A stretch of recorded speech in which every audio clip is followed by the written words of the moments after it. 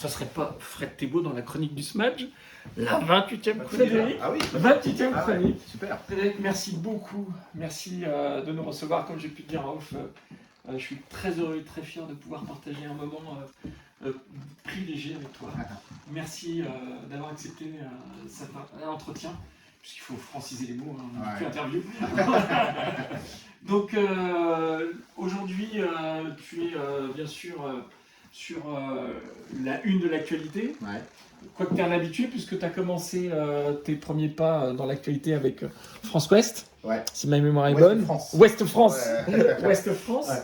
Et ce qui est drôle en m'informant sur ton parcours, c'est que tu as voulu faire les Beaux-Arts. Ouais. Si ma mémoire est bonne, on te dit tu n'étais pas assez. En fait, j'étais dans une école de vente et il me fallait un bac pour aller aux Beaux-Arts. Et en fait, il y avait une prof de dessin qui m'a un peu arrêté. Il m'a dit manque de motivation. Manque de motivation. Dessin et tout. Alors que c'était un cours de vente. Mais, sympa. J'ai fait courte, hein, c'est ouais, j'imagine. Ouais. Mais comment tu passes ce pas où on te démotive?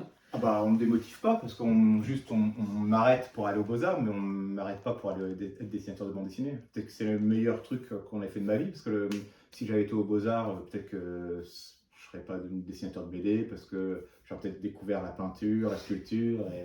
Enfin, là, l'amour de la bande dessinée était vraiment trop fort. Moi, j'ai envie d'être dessinateur de BD depuis l'âge de 10 ans, donc on pouvait pas, c'était indestructible. Ta première BD, un petit peu, on est à peu près la même génération, donc ça devait être Astérix, Tintin et oui, voilà, comme tout le monde, hein, c'était Astérix, Tintin, Lucky Luke, les Schtroumpfs chez les cousins.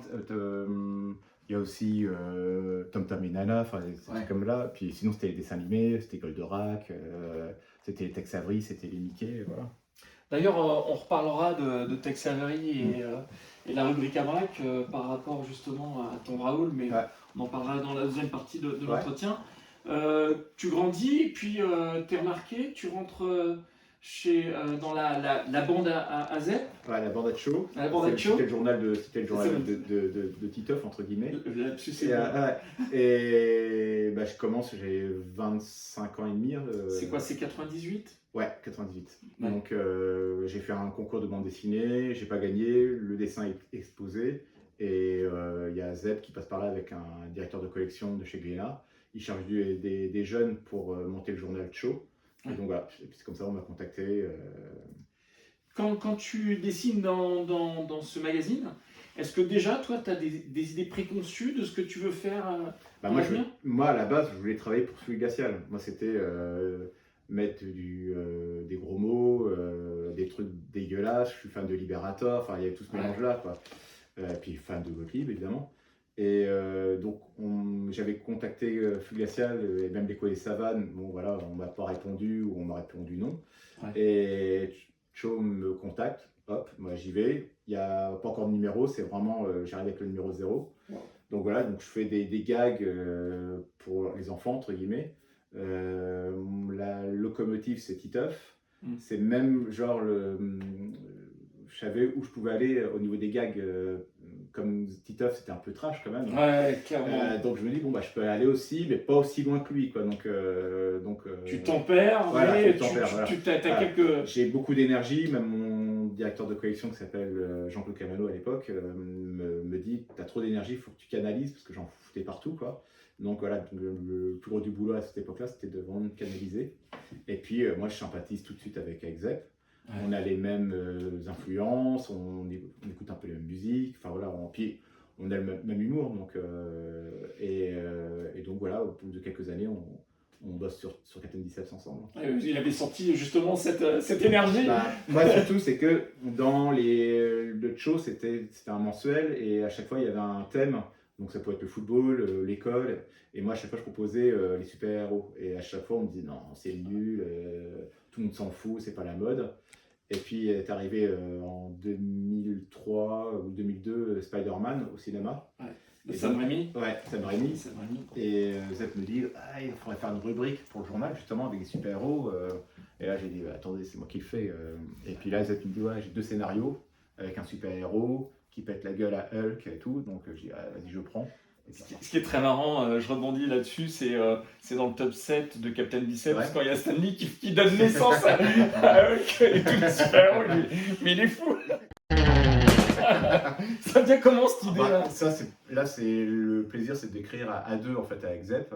Donc moi, j'ai une plus grosse culture de super-héros que lui, et donc on fait un ping-pong. Et donc on s'est vu pendant quelques jours à Paris, et puis là, on commence à balancer les idées. Donc c'est celui qui va être le plus crade ou qui va faire rigoler l'autre. Donc c'était ça le. Ça des super moments. Ouais, c'est super moments. Je crois que c'est les meilleurs moments en fait du bouquin quand on est tous les deux pour moi. De quoi écrire ensemble, quoi. Et puis après, il retourne chez lui, je suis chez moi, et puis j'attends les scénarios, et puis lui il rebondit sur ce qu'on a écrit pendant les quelques jours sur Paris, ou alors on se retéléphone. Parce qu'il vit en Suisse. Il vit en Suisse, quoi. Donc, quand je pense à toi, c'était un petit peu Sylvester Stallone. Parce que Sylvester Stallone, c'est celui qui crée les franchises. Il a quand même créé 3 franchises. C'est pareil pour toi, tu as créé des franchises. Quand tu regardes 3 tomes avec Alice au Pays des Singes, quand tu regardes Raoul, on est au tome 2. Podane, la princesse qui pue, c'est quand même énorme. Merci. Ça, c'est génial. Et l'autre, c'est. J'avais une autre série, ma première série, c'était Samson et Néon. Samson et Néon. Voilà. Il y a pareil, il y a eu 7 tomes. 7 tomes. Il y a une série animée, il y a eu Captain Biceps aussi. Captain Biceps, tu as 7 tomes et 78 épisodes sur Captain Biceps. Avec Futuricon. Donc c'est quand même pas mal, quoi, en termes de création de franchise. Et pour revenir sur la progression de ton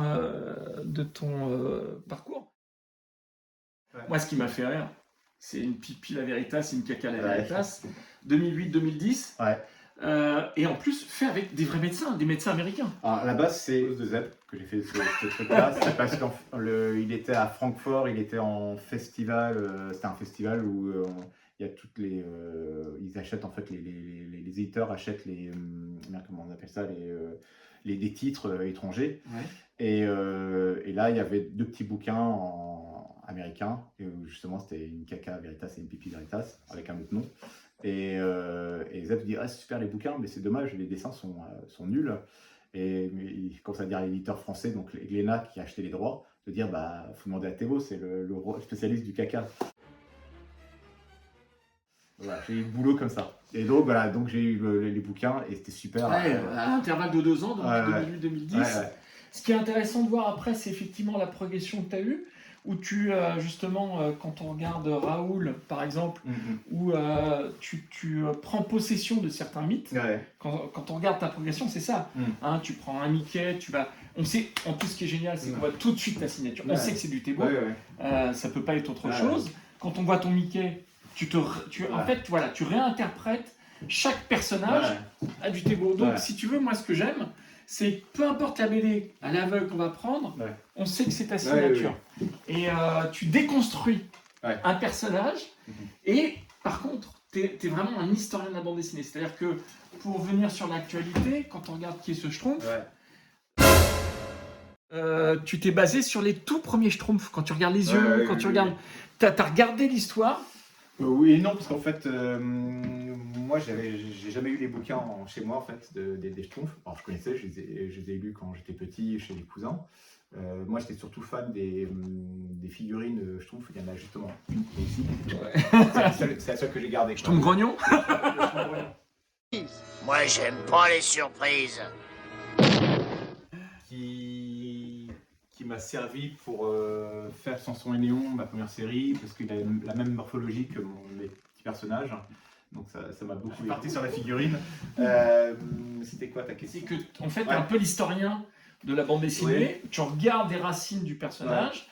Comme pour Mickey, par exemple. Et en fait, non, mais surtout, c'est que j'ai aussi une façon de dessiner les personnages où je mets pas, comme mon Mickey, je mettais pas les yeux avec les billes blanches et tout. Et là, je voulais partir sur ce côté un peu mignon aussi, les 2 petits points pour les yeux. Puis en fait, après, je me suis aperçu que Peyo l'avait fait justement dans les Joanne et Pierrot, ils ont justement des petits points noirs. Des petits points noirs, quoi. Mais j'ai fait plusieurs tentatives quand j'ai fait les personnages de dire est-ce que c'est mieux d'avoir les billes ou alors des points? Est-ce que les points sont plus écartés, plus serrés, ou j'ai peur de par rapport au nez? Enfin, ça a été assez compliqué. Ça paraît simple, mais voilà, j'ai fait plein de choix, plein d'essais pour bien choisir ce type de yeux. Voilà, et après, c'était les bonnets, les bras, je sais comment, épaisseur, longueur, voilà, j'ai testé plein de choses. Sans spoiler, le coup du bonnet, j'en dis pas plus, elle est très bonne. Je vais dire, c'est un peu d'actualité, le bonnet et la poêle. Voilà, pour être dans l'actualité. C'est ce qui était très marrant. En 2016, tu nous gratifies d'un Mickey exceptionnel. Et on retrouve encore une fois ta patte, c'est-à-dire des histoires courtes, où tu vas donc redessiner Mickey tout en comprenant que c'est Mickey, vieux, hein, et puis surtout l'arrière-petit-neveu, parce qu'il n'a pas d'enfant.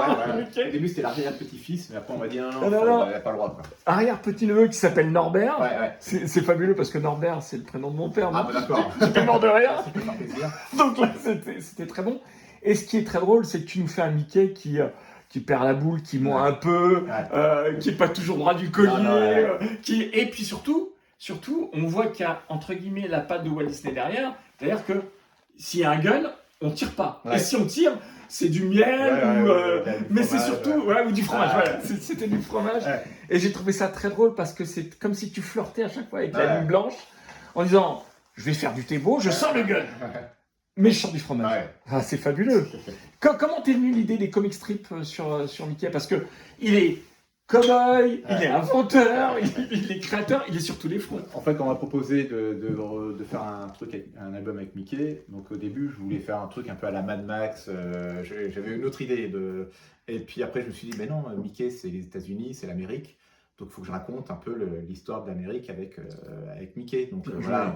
Puis je voulais me faire plaisir aussi. Je voulais mettre du cow-boy, je voulais mettre parler d'esclavage, je voulais parler tous ces trucs-là. Et je voulais parler aussi de la Première Guerre mondiale. Il y avait juste le kiff, c'était de dessiner Patibulaire avec un costume, avec le casque à pointe. C'est parti comme ça, quoi, les idées. Puis après, donc, j'ai commencé à faire un boulot d'historien, c'est-à-dire de regarder les dates, qu'est-ce qui s'est passé et tout. Et puis, dès que j'ai eu ça, je me suis dit, je vais faire plein de petites histoires. Et après, je dirais, ce serait bien qu'il y ait un lien entre chaque histoire. Et donc, c'est là que j'ai créé le Pépé Mickey vieux, et qui raconte son histoire à son arrière-petit-neveu. Et en fait, ça, c'est un rapport avec ma grand-mère, qui me racontait aussi ses histoires quand elle était plus jeune. Donc, les premières automobiles et la guerre. Et donc, elle m'a raconté plein de trucs. Des trucs rigolos aussi. Et moi, je me blaguais avec ma grand-mère. Alors, des fois, elle perdait un peu l'équilibre. Donc, elle tombait, elle se pétait la gueule dans l'escalier. Donc, elle avait des gros cocards sur la tronche. Et je disais, mamie, tu t'es encore battue avec ta voisine. Donc, ça faisait marrer. Et, voilà. Et donc, j'ai mis ça dans le bouquin. Donc, j'ai mis une part de moi dans ce livre. Et puis voilà, je me suis bien amusé. Donc au début, c'était pas simple parce qu'on nous avait dit qu'on avait carte blanche pour faire l'album. Et après, on nous a dit, en fait, il y a Disney qui va quand même surveiller. Donc il y avait Disney Italie qui surveillait le dessin et Disney États-Unis qui surveillait le texte. Donc il y avait plusieurs équipes. Donc on était vraiment contrôlés. Dès qu'on envoyait un storyboard, on attendait un retour. On avait un retour au bout de 3 semaines.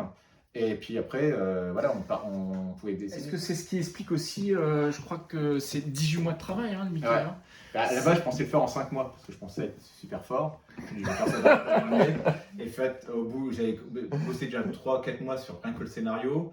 Et puis après, dès que j'ai commencé à dessiner une planche, je me dis merde, mon Mickey va pas, ça marche pas. Donc j'ai retravaillé le personnage. Pendant 2 mois, j'ai dû apprendre à dessiner mon Mickey, patibulaire, mini. Et après, une fois que j'ai fait ça, je pouvais dessiner. Patibulaire avec le cigare, énorme. Ça, normalement, c'est interdit. Non, mais j'ai adoré. Moi, j'ai trouvé que c'était un peu aller à contre-emploi de ce qui se faisait. Et puis chez Mickey, le cigare. Mais oui, mais donc il y a dans le deuxième épisode où ça se passe avec, on parle un peu de l'esclavage et tout. Il a un cigare et j'ai dû l'enlever. Alors que dans la première histoire avec le cow-boy, comme le cigare avait une importance dans l'histoire, et j'ai demandé à Disney si on peut le garder. On se dit ok. Je serais tenté de te dire à quand un Fantomiald? À la base, je devais faire un Fantomiald. À la base, parce que quand Glénat m'a proposé, il m'a dit allez, tu veux pas faire un Mickey? Je dis non, j'ai pas le temps. Fantomiald. Et puis il me dit mais c'était quoi ton personnage préféré dans le journal de Mickey? Et moi je dis c'était Fantomiald. Il m'a dit ce serait formidable un Fantomiald avec toi. Et je lui ai dit bon écoute, je rentre chez moi, si j'arrive à dessiner Fantomiald avec mon dessin et de tête, sans copier, je te fais un Fontenelle. Puis en fait, j'ai pas réussi à le faire. Ouais. Donald, c'est assez compliqué à faire le bec. Avec son bec, il est vraiment compliqué. Donc du coup, j'ai laissé tomber. Et puis 2 minutes après, j'ai dessiné un Mickey. Mickey, je l'avais en main aussitôt. Allez, hop, C'est parti. c'est parti. Un deuxième tome? Alors, j'avais plein d'histoires, parce qu'à la base, il devait être plus gros que ça. 100 pages. Il devait faire 100 pages. Ouais. Il y avait 2 histoires qui ont été écrites. Et puis je me suis dit, tiens, je ferais bien un tome 2, parce que je voulais faire vraiment la suite où il y avait Norbert qui trouvait Pépé Mickey, parce qu'il voyage dans le temps et tout. Ouais, oui, parce que c'est la fin. Et puis j'avais des dinosaures, j'avais plein de trucs, plein d'idées. Et puis en fait, j'ai eu d'autres trucs à faire. Et puis là, ça fait comme depuis longtemps qu'il est sorti. Je pense que ce serait un peu trop tard pour le faire. Je voulais montrer quand même 2 choses moi qui m'ont donné les frissons. Ouais. Moi, ce que j'aime bien, c'est ton arc narratif et la façon de ta mise en scène qui est très moderne et qui est justement très punchy, très puissante. Et quand on voit une page splash, comme ça, où tu as le début de l'action et tu vois Mickey, l'évolution de Mickey, mais quel travail! Non, mais c'est. Moi j'ai celle-ci où j'adore, c'est. Des fois, je suis plutôt critique de mes dessins. Mais là, j'étais quand même content de moi. Ouais. Alors là, c'est aussi un petit clin d'œil au jeu électronique en cristaux liquides. Donkey Kong? Bah, t'as Donkey Kong, mais t'avais aussi Mickey aussi, t'avais plusieurs trucs. Oui, c'est vrai. Et c'est quand tu changeais les piles, en fait, tous les dessins apparaissaient dans un coup. Donc là, j'ai dit, j'ai fait ce petit truc avec, justement, il y a plusieurs niveaux et tout. Donc, Ah, mais c'est une puissance narrative, là. Ouais. C'est parce que, en fait, de 7 à 77 ans, pour reprendre ça, tout le monde s'y retrouve. Ouais. C'est-à-dire qu'en plus, on peut avoir plusieurs chemins de lecture. Ouais. Hein, tu dis, bah non, Et ça, tu vois, mais mon gamin de 9 ans, il adore quand t'as ce genre de double page avec le personnage qui se balade. Voilà, je me reconnais aussi quand j'étais gamin de voir ça. C'est franchement, c'est un vrai plaisir visuel parce que t'as à chaque fois, si tu veux, c'est comme si on avait une nouveauté à chaque fois. Et puis, on n'a pas l'habitude de voir Mickey comme ça. Ouais. J'espère. Et puis, mais toi, moi, dans mes influences, j'avais aussi Fred qui faisait Philémon. Et Philémon faisait ce genre de choses où il passait d'une case à une autre. Enfin voilà, il pouvait casser même le 5e mur, comme on dit. Donc voilà, j'ai fait ça en hommage, mais parce que j'aimais bien ça. Fred, c'est un intemporel. Ouais. Et justement, lui aussi a eu des difficultés quand il a commencé. Là, il essuyait beaucoup de refus, notamment Goscinny, je crois, au départ, qui n'était pas très fan de son travail, mais après on connaît la suite. On va passer ça, mais on va arriver sur Raoul, tome 2. Ça, pour moi, ça doit être prescrit par tous les médecins du monde. Non, mais comment ça sort de... Parce que ce que j'ai pas dit aussi, c'est que c'est toi qui, la majeure partie du temps, écrit. Oui. Pour Keramidas, c'est toi qui as écrit. Oui. Là, pour Mickey, c'est toi. Pour les Schtroumpfs, c'est toi. Ouais. Pour Raoul, c'est toi. Donc ça, c'est fabuleux. Non, mais chaque page, c'est une page où mais tu vas mieux tout de suite, quoi. Ouais. J'espère, c'est un peu le but de faire plaisir aux lecteurs, qu'ils soient heureux, quoi. Donc, Non mais comment on crée une histoire avec un monstre à 2 têtes et un chien à 3 têtes? Mais et puis alors voilà, moi ce que je voulais te rendre hommage quand je lis Raoul, j'ai l'impression de lire un Gaston Lagaffe. Ah oui, d'accord. Parce qu'en fait, la force de Gaston Lagaffe, c'est que tu t'arrêtes sur les images et tu regardes la tête des personnages. Hein, tu vois le chat avec la gomme, tu le vois dans tous les sens. J'ai eu, moi, le même ressentiment. C'est-à-dire que j'étais obligé de m'arrêter sur l'image, de regarder Podane. C'est vrai, quand tu lis du Franquin, chaque case, tu t'arrêtes à chaque fois, parce que c'est un peu une œuvre d'art. Et alors moi, il m'a foutu un peu les boules, Franquin, c'est que je me disais, c'est les doigts dans le nez quand il fait ça. Moi, j'en chie à chaque case. Et après, j'ai vu des interviews où il disait qu'il en chiait.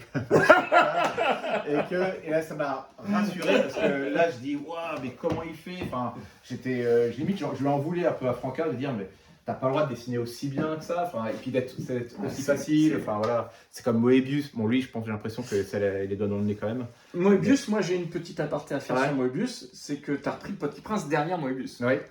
Et on se sent comment? On se dit, putain, moi, je passe derrière Moebius. Parce qu'en fait, le livre, c'était tiré des dessins animés, donc il y avait un studio qui s'occupait d'adapter chaque épisode de dessin animé en album de BD, Et en bonus, tu avais 4 pages d'un dessinateur de BD.